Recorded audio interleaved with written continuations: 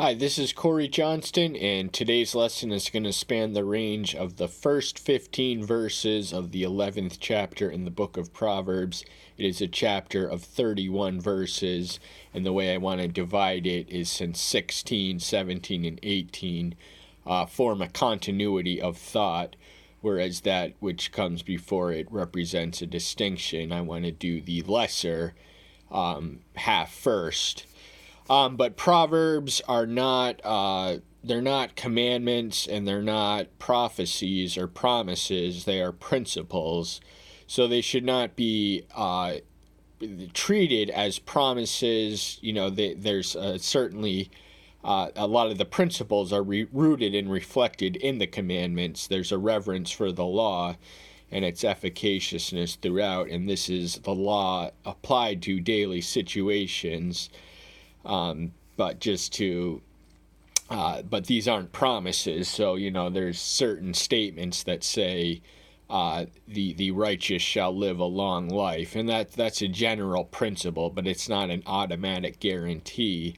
Many, throughout the centuries have paid the martyr's, crown or the price of martyrdom.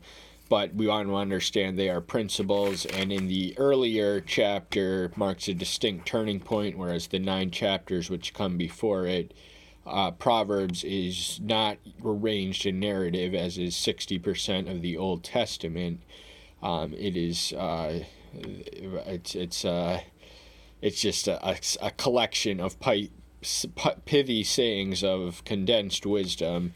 And the 10th chapter reads Proverbs of Solomon. So this marks a turning point where the Proverbs henceforth have less of a narrative flow, or the characteristics, if not being fully narrative. There's a theme, which the 9 which come before that and which comes after these are less, the order in which they are arranged are not in any narrative sequence. More often than not, that which one reads has no conceptual, relationally resemblance to that which comes before it or after. So the first of these, the first verse of this chapter is, "A false scale is an abomination to Yahweh, but a perfect weight is his delight." This message is reflected both in the law and in the prophets. The practice of using false scale to give a dishonest measurement was one way that merchants could cheat their customers, and this was thievery, this was dishonesty, this was wrong, so it was excluded in the law.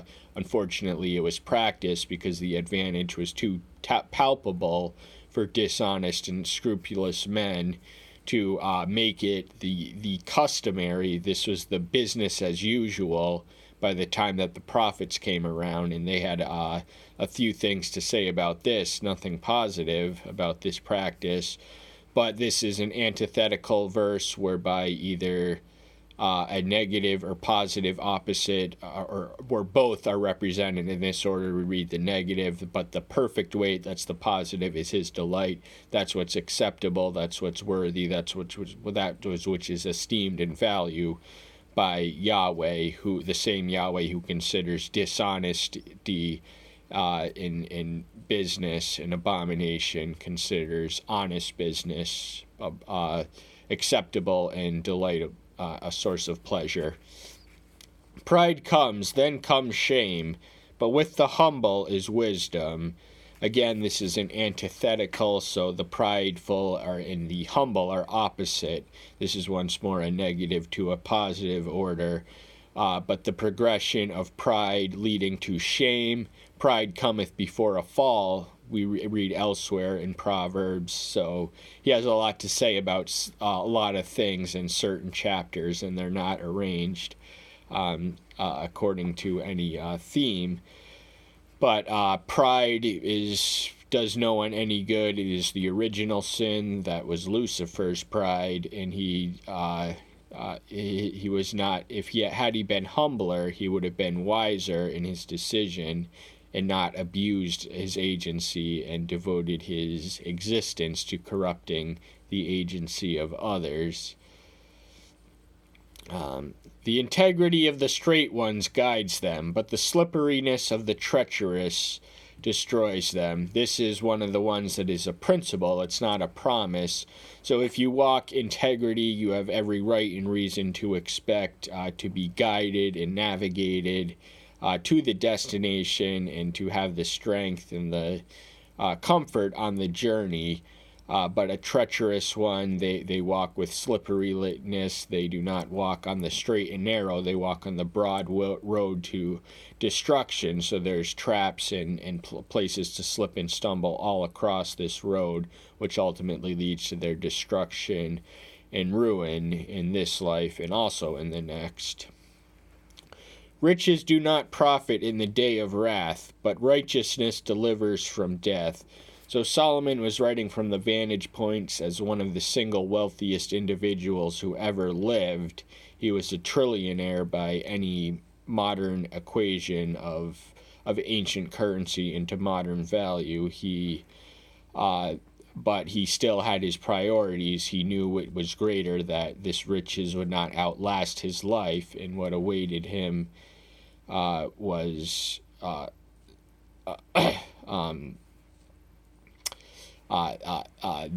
the deliverance from death, which is righteousness, which even he or any of us, our own righteousness, is not sufficient. We have to be clothed in the righteousness of the Messiah. But that's as far as I want to take this into the New Testament, because one of the annoying habits I frown on in others yet do myself is impose unnecessarily Christological interpretations to writings with no explicit connection to him. The righteousness of the perfect the righteousness of the straight one delivers them, but the treacherous ones are caught by greed. So these proceed from positive to negative directions, so it reverses the order of what we read earlier.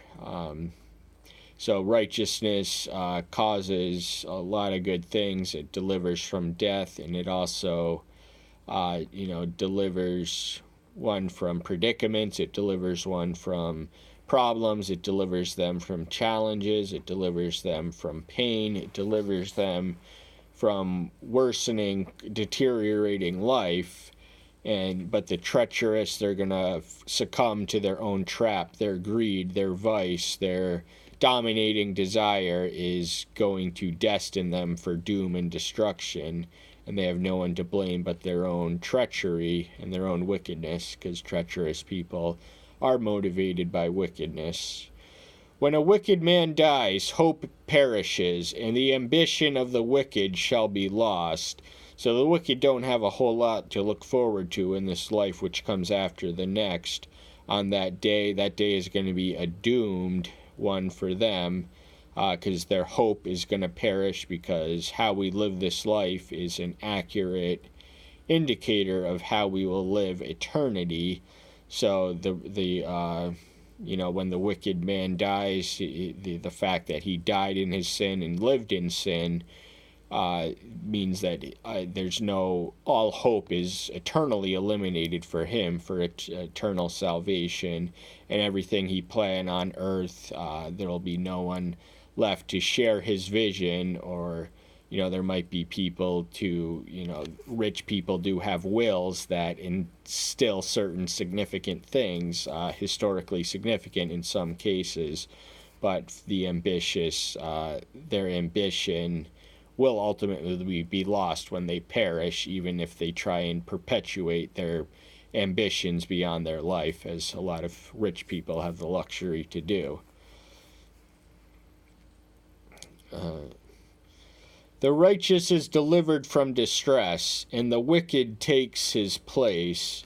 So as a general principle, again, this is not a promise. We who live in righteousness are not spared of distress, but we are still guaranteed the victory. We are not absolved of the challenge or the presence of challenge and the furnish of affliction, without which our faith could not grow, without being tested by trials. So these are distresses, but we will be delivered from them. That is the consequence of being a redeemed person, is that we will have challenges once we become redeemed in the born-again experience to solidify the integrity and consistency of our conviction. But the wicked is what is going to be the distress that was visited on us will eventually pass on to the wicked, and not just for a moment in time, but eternally so. So this fleeting moment of pain shall pass, but for the wicked, they're not as fortunate as us. We are not destroyed by adversity, whereas they die consumed by affliction. Hell is not a pleasant place. The defiled one destroys his neighbor with his mouth, but the righteous is delivered by knowledge. So the antithetical one is negative to positive once more. The defiled one, this is the one who is desecrated and just unclean, morally unclean, ceremonially unclean, just says unclean words with his mouth, a potty mouth punk, a vulgarian, one who resorts to profanity because they lack the vocabulary or character to otherwise express themselves.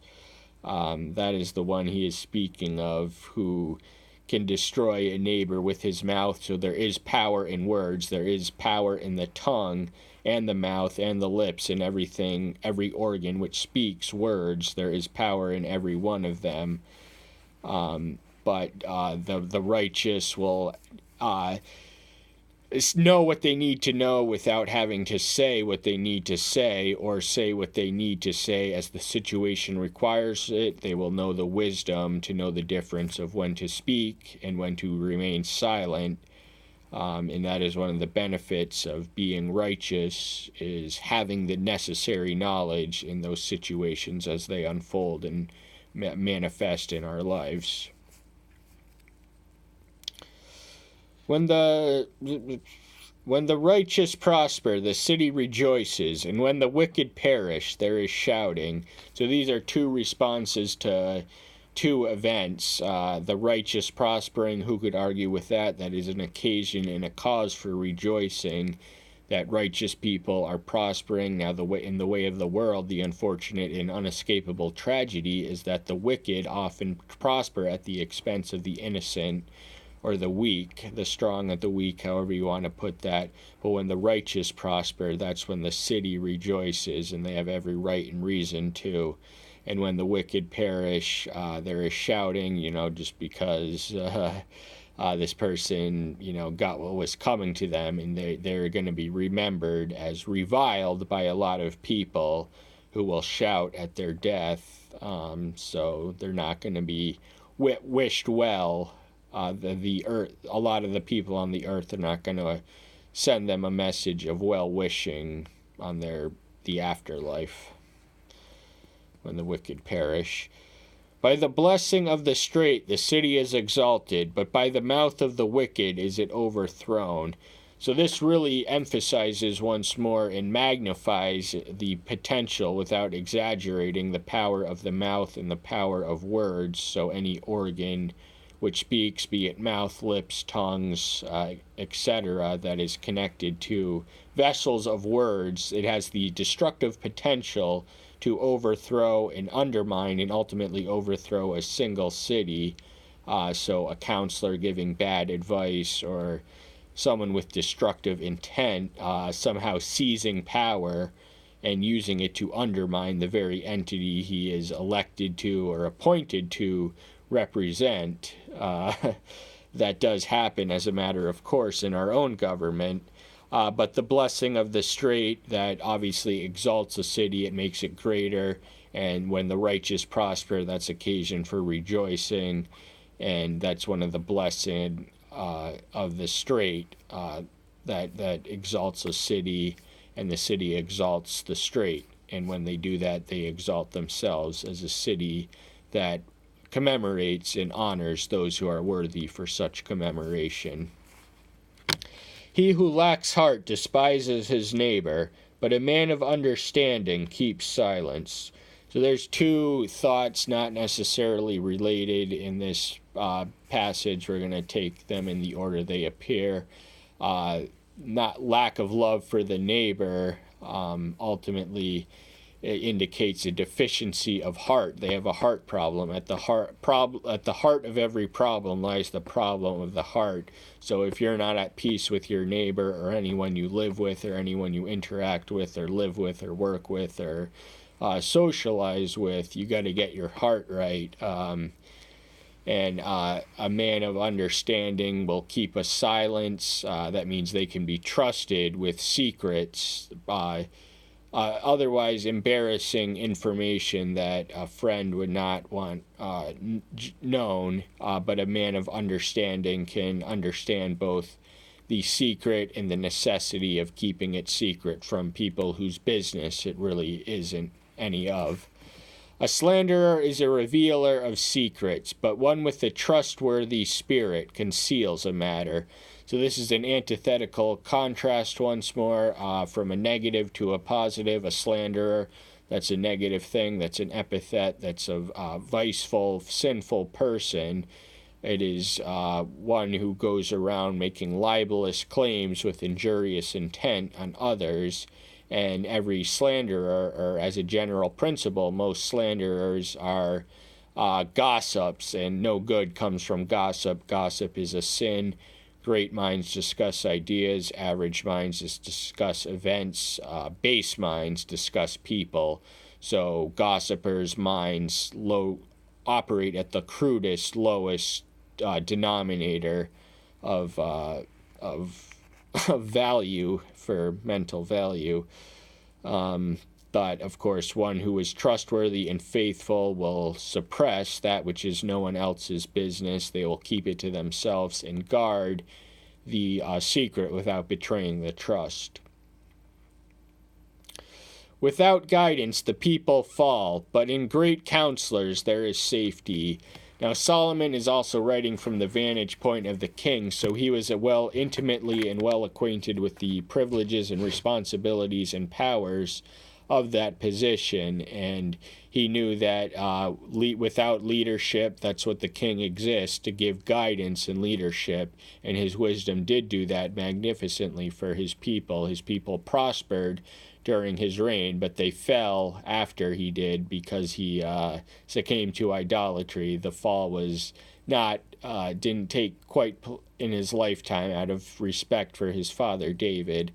But as intimately acquainted with the craft of rulership, he would have recognized the necessity and the value and the essentialness of great counselor that can be interpreted quantitatively or qualitatively or both.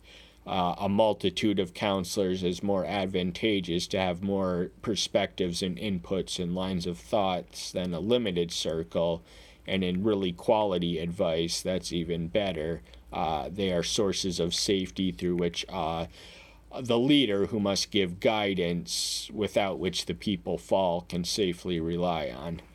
He who is a guarantor for a stranger suffers harms, but one who hates shaking hands in a pledge is safe. So these are two respective responses to a hypothetical situation of being financially vouching for a stranger. That's going to invite nothing but trouble because you do not know this person, their reputation, or their character. If they can be trusted, if you're going to suffer injury for vouching for the wrong person, no one would do that. You're going to be safer and more secure if you hate shaking hands to establish business arrangements that lead to your own personal ruin. You're going to be safer and more secure and more blessed and benefited from following the wiser course of action that are outlined not only in that verse but in this entire book. But that's all the time we have for today. Thank you so much for being. I'm so glad you're here. Take care until next time. I'll see you then. Take care. Bye-bye.